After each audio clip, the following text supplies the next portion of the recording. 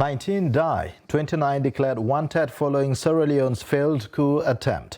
What is the story behind the attack? Also on the program, we'll take a look at the sufferings of Sudanese women since the war broke out in April. This is Africa Update on Trust TV, reaching you from Abuja, Nigeria's capital. I am Ayuba Ilya. Thanks for joining.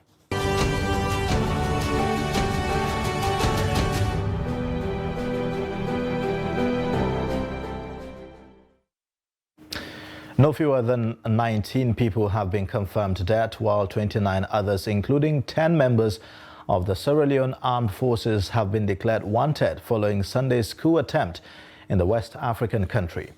Sierra Leone's Minister of Information and Civic Education, Chara Ba, in a statement on Tuesday, disclosed that 14 members of the armed forces, one police officer, one correctional officer died, and 3 assailants were killed in the failed coup. He further revealed that 13 military officials and 1 civilian are in custody in relation to the November 26th incident, while some of the assailants are on the run. The Acting Director General, Sierra Leone Correctional Center, Colonel Sheikh Suleiman Massaquoi, confirmed that few of the inmates who escaped from Pademba Road and Special Court Prison during the Sunday's attack have turned themselves in, the statement said. Now, pictures of 29 wanted suspects, including 10 members of the armed forces in connection with the attack, have been posted on social media by government of the Sierra Leone. According to the minister, 10,000 new leones bounty has been placed on inmates who escaped from the prison break, while 50,000 new leones for the assailants have also been placed, some of whom are serving military men, former military and also police officers. Like you rightly say, we investigate an attempted coup. We failed. In the early hours of the 26th of November 2013, a group of people tried for use some illegal and overt attempt means for unseat an incumbent leadership by using force. To further discuss this, we have joining Imran Mohammed Sila, Media Advisor, Minister of Information and Civic Education.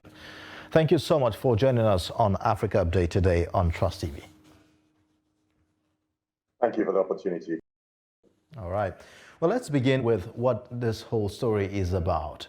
Why has the government designated this attack as a coup attempt?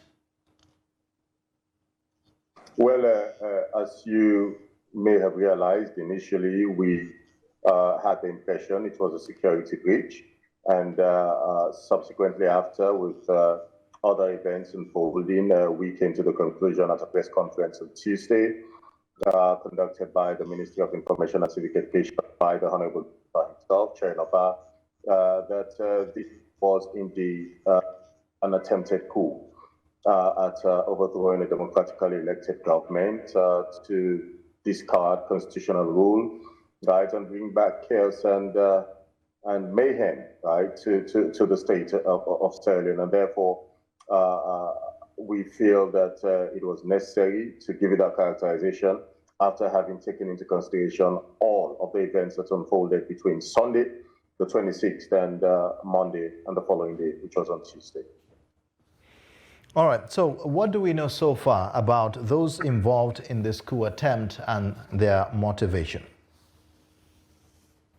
Well, look, I mean, I can't speak to their motivation, but what is clear and apparent is that they have no regard for constitutional order, they have no regard for democracy, they have no regard for ordinary citizens who would rather get up every single day and go out there and our business.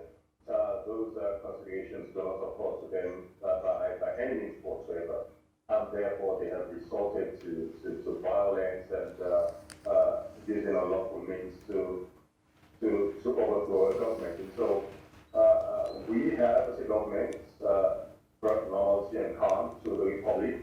What happened on Sunday was mainly the capital beaten, and there's normalcy now, shops are back to normal. Schools are reopened, people are going about their normal business, those who have to get to work have been able to get to work since Monday. And so That is what we continue to do to ensure that the vast majority of Sierra Leoneans would be able to go about their business as usual.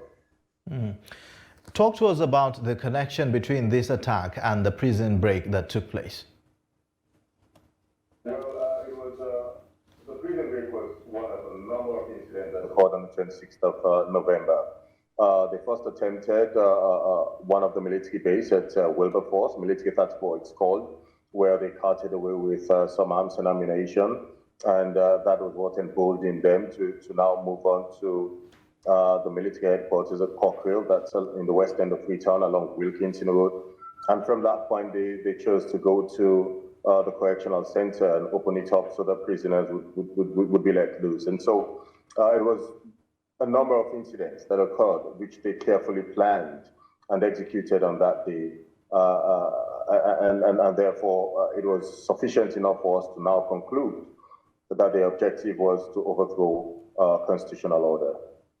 Does this have any connection with the outcome of the last election, the last presidential election in Sierra Leone? So let me say that His Excellency the President, retired Brigadier Julius Maada is committed to peace, stability, and national cohesion. And very recently, our partners, international partners, including ECOWAS, European Union, the Commonwealth, were in Freetown for 3 days dialogue with the opposition party.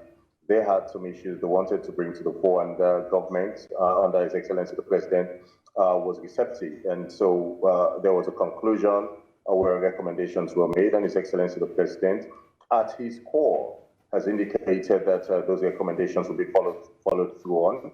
A number of steps have been taken, including a national address to the nation on peace and national cohesion, the formal opening or launching of the electoral systems review, which has a three-way leadership, and that includes the opposition party, our international partners, and representatives from government. And so I don't think there's any connection. I mean, except if you want to stretch it and say, well, some people still hold whatever views they hold, and so they found it's necessary to execute this unlawful act. But then we are committed as a government in making sure that whatever issues there are or there might be are being discussed on the table. I mean, it requires dialogue, it requires hard and candid conversations, right? And it is all done in the interest of the country. And that is our position as a government. Let us continue to talk. Let us continue to have conversation. Ultimately, it's about national development. Ultimately, it's about peace, stability, and cohesion. Ultimately, it's about being able to attract the right investment to Sierra Leone. And those can only be done and executed if we have the right atmosphere. And so we feel that dialogue has to be the way forward. There is no place in our society, no place in this country, right, for anybody to do anything unconstitutional and unlawful and feel, right, that they can get away with it. And so the government has been very firm in as much as we believe in peace and national cohesion. We have also indicated that all those responsible, every single one of those responsible, right, for the mayhem and attempted coup on the 26th of November will be brought to book and would have to give an account of what happened on Sunday. What do we know about some of the personalities involved in this attack? We understand that serving members of the armed forces and also former military members are also involved in this attack. Talk to us about that and about the combination of the people who are suspected to be part of this attack. Well, for those who have been arrested so far, some of them are serving members of the military and others were ex-servicemen who were involved in the attempted coup on Sunday.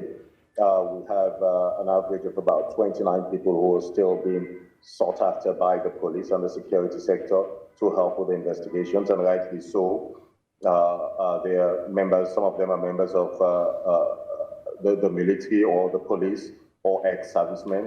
And interestingly enough, for those who have been picked up and those who are still being looked for, they were ex-security guards to the former president. Now, I'm not trying to suggest, not by any means whatsoever, that because they were bodyguards to the former president, that makes the former president culpable. I'm just saying, right, so that we get the facts out there and people understand exactly what transpired on the 26th of November.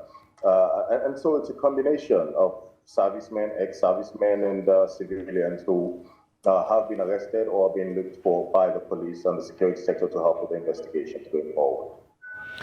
All right. Well, you also acknowledge that some members of the former president's security team were identified as suspected coup plotters in this recent attack. One of them, known as Leather Boot, it's a name that rings a bell in that whole process.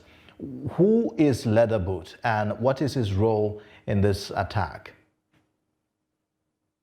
Well, Leather Boot met his demise on Sunday the 26th. He was apparently one of those who attacked the military base at Wilberforce and carted away with arms and ammunition. He returned back to another place in Moritown. There's another military installation at Moritown where he attempted to go, and in the ensuing battle, he met his demise. Leather Boot is known as a soldier before, and he was one of the security guards to the former president, him alongside others. Some of them have been arrested and are in the custody of the police helping with the investigations. Others are still out, and we're still looking for them. So he's one of them. I mean, again, I have to emphasize that it is not because they were former security guards. They were security guards or former security guards to the former president that ties the former president to whatever may have transpired on 26th of November. But it is worthy to note, right, that they were all security guards to the former president, and whatever issues they may have, obviously they would help the police in their investigations, and naturally the police would be looking at everything and anything, right, to do with what happened before the 26th of November.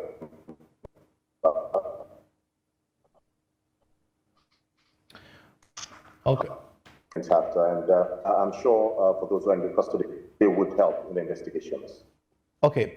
Are you concerned that perhaps there could still be, some apologists, if you like, or sympathizers of these coup plotters within the armed forces? And how is the government prepared to deal with that? So one of the things we were heartened by after the events on the 26th of November is the reaction, right, by the security forces. And when I say reaction by the security forces, I mean there's an overwhelming majority who feel that whatever happened was unnecessary and that they do not want to be part of it.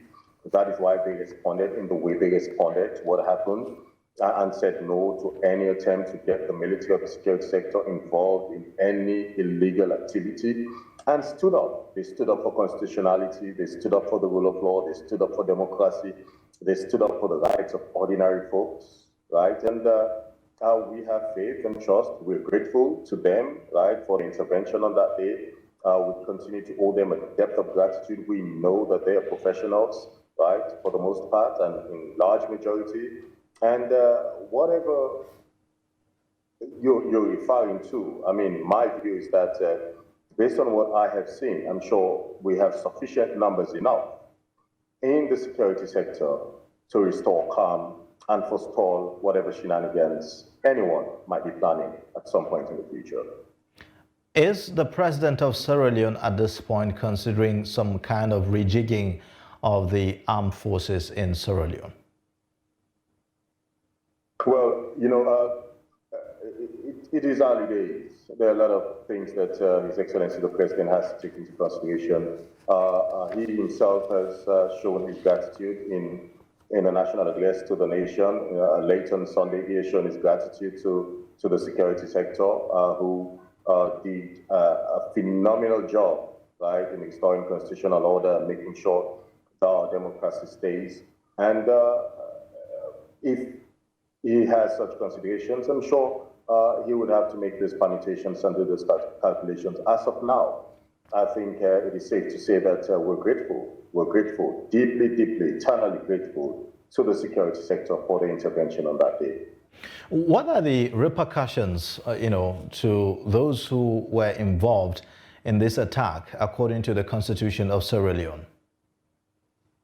Well, it is worthy to note, and this is what pains me sometimes, and I have to be candid and honest. Sierra Leone is one of the very few countries in the sub-region that have abolished the death penalty, and that was done by President Julius Maada Bio in his first time as President of the Republic of Sierra Leone. He has also abolished the seditious libel laws, Part 5, which sort of criminalized journalists and members of the Fourth Estate, right, in doing their job.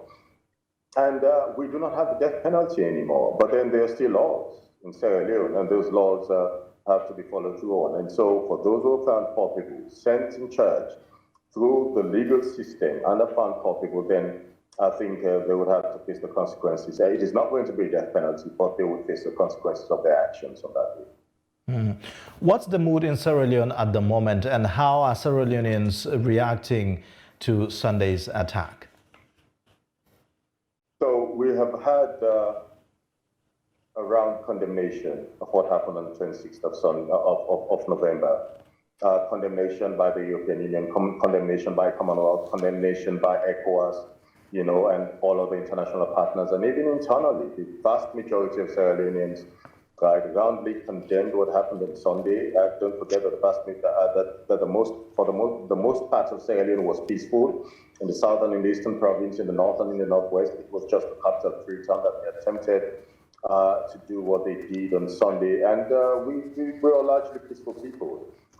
We have gone back to our normal lives, going back to work, going to do our business, sending our kids to school. You know, that's the atmosphere that we want, right? We're known to be a peaceful nation. His Excellency the President is known to be driving the process forward, and he's committed, right, in making sure that there's peace, national cohesion, that there's stability, that there's development. You know, we have a lot of things to focus on, right? We have... you know, I'm just wondering... development. Okay, Imran. Yes, sir. Yeah, I'm just wondering if members of the opposition in your country will say the same as regards the commitment of the president on the, you know, principles of democracy. Oh, absolutely, absolutely. I mean, whatever the views were, those were expressed when we had the 3 days dialogue, for which there are recommendations, and His Excellency the President has followed through. He made a statement after those conversations ended and said he was committed to every single one of those recommendations. Our moral guarantors, the European Union, Commonwealth, international partners, right, signed those recommendations also, and they're part of the process moving forward. We have instituted and have had the inaugural meeting of the Electoral Systems Review, which was central to the concerns raised by the opposition party. And so, I mean, except if they have other concerns, and even if they do have other concerns, I'm sure the door is not locked, neither is the window closed on having further conversations as we move forward.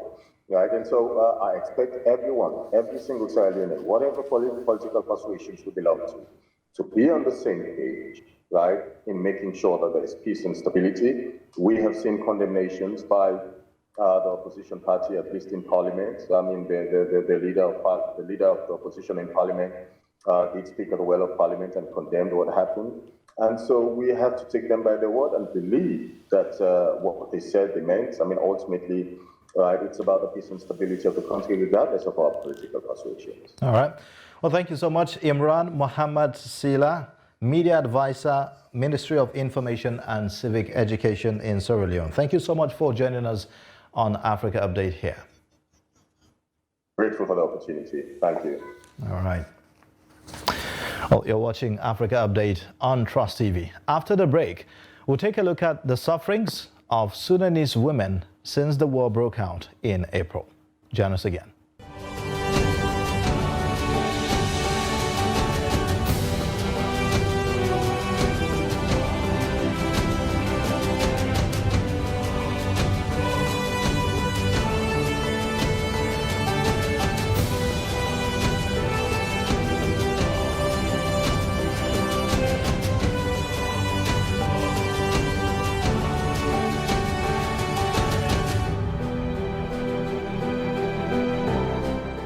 This is Africa Update on Trust TV. I am Ayuba Ila. Thanks for joining. Rest of Africa, stand and make sure that our people understand And the story of the OAU can be told and retold. It cannot be denied that it made a contribution to the process of decolonization of the continent in many ways. Ethiopia is where it is today in no small part because of the tireless efforts of the African Union and the wisdom of its deeply held belief in the principle of African solution to African problems. The bulk of African countries were under colonial rule in 1945. So they did not take part in the negotiations that established the Bretton Woods institutions. But the African continent is not included in the South-South relations. And therefore, our objective is to ensure that the Africa Free Trade Agreement is actually implemented. And the BRICS countries, all of them are trading with Africa. And we know that there are resources in Sudan, especially in Darfur. And that is why Darfur has been on the front burner for a long time. So Cameroonians are anxious, Cameroonians are impatient, Cameroonians are like, oh, many of the guys are not talking today. You can read it all over the social media. Egypt has officially declined to accept fleeing Palestinians for fear that the more Palestinians you accept across the border into Egypt, the more trouble there may be for the country in the nearest and farthest future.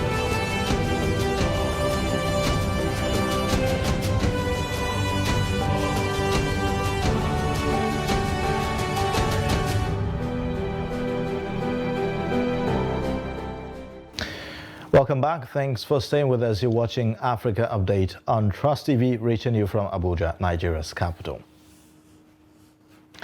Now, the European Union has called off its election observation mission for the Democratic Republic of Congo's December 20 general elections, citing security concerns preventing deployment across the country.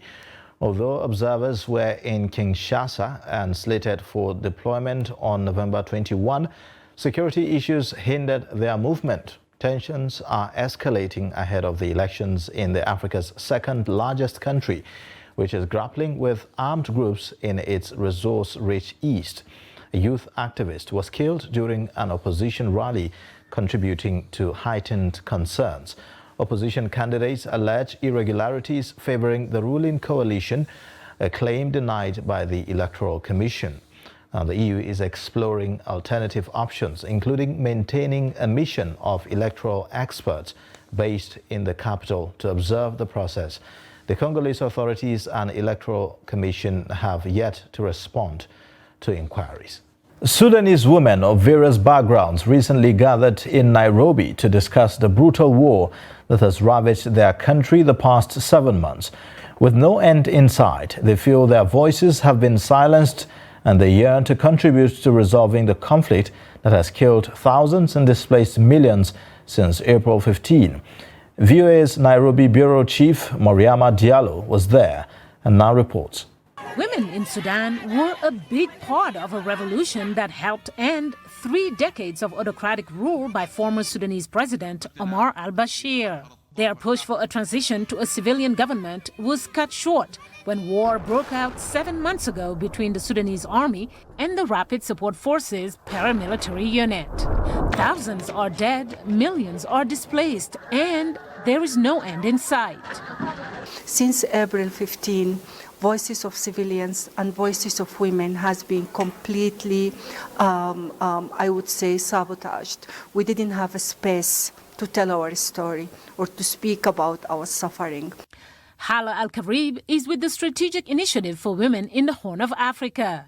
She says her organization convened a 2-day summit in Nairobi because it's important to bring Sudanese women and civil society groups together. We have participants who came from conflict zone and they have endured living under fire and exposed to all kinds of violence for the past 7 months. It's really critical to listen to their stories, to listen to their experience, and to listen to their positions and views. Some participants spent 3 to 10 days on the road to reach Nairobi, including Nidal Usman Musa, who runs the South Khartoum Kandakat grassroots organization. We have faced much obstacles, displacement, refugees, rape, violence. We missed our job, our children missed their education, and also we missed our voice in this war. Alawiya Bahr El-Din, a former social worker, now a refugee in neighboring Chad, had to leave her home of El Janaina in West Darfur, where about 700 people were reportedly killed earlier this month after clashes between SAF and the RSF, according to the International Organization for Migration. This is so difficult. The situation there is so difficult for women, believe me. The fighting in Sudan has made it hard to reach certain areas, says Nadal Fadul, who's with SUDRO, the Sustainable Development Response Organization. She's based in the United States. Fadul says it's imperative the women unite toward peace and how to sustain it so the reality on the ground doesn't happen again. So we're talking about people with diabetes, for example, not able to get insulin to treat their diabetes. We're talking about kids with malaria not able to get anti-malaria treatments. We're talking about women not able to get simple menstrual hygiene products to be able to go through that with dignity. Others participating in the conference as a show of support included the Netherlands' chargé d'affaires to Sudan, Burish Ramsuk, now living in Nairobi, who said the challenge for these women is to develop a political strategy for getting a seat at the negotiating table. There's an extra hurdle for women to be taken, and that is not only to formulate their vision, what they want for women in Sudan, but also to be heard. And I like the spirit this morning where it was said, you do not wait until you get invited, you just go, you take it. And that's a wrap on Africa Update for this week. In case you've missed, you can always catch up across all our social media platforms and also on our YouTube live stream. I am Ayuba Ilya. Thanks for watching and bye for now.